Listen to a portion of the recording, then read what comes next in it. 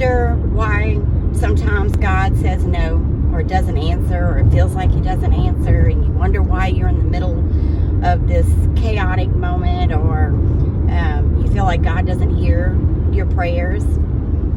Well, I want to tell you a quick story.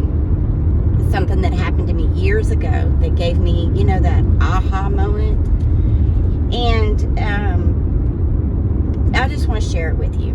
So, years ago, when my youngest was 1 or so, he's 18 now, and my daughter was about 11. Yes, they're 9 years apart. I had a surprise baby, which has been nothing but joy to me.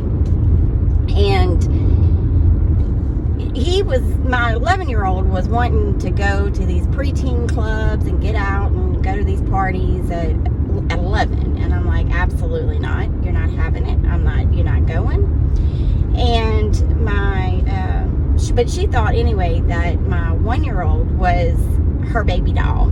She was always taking care of him, wanting to do stuff with him. Well, he was getting into stuff, and she was telling him no, and stopping him from doing it.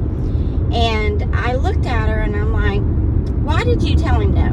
And she said, well, Mom, he's going to get hurt. And I said, well, why you didn't explain it to him? And she said, well, he's 1. He's not going to understand that. And then I said, you think maybe that's what I'm doing for you?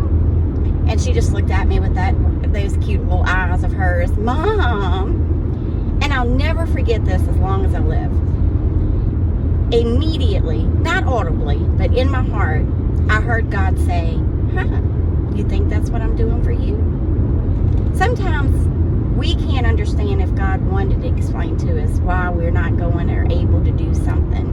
But I promise you, it's for our good.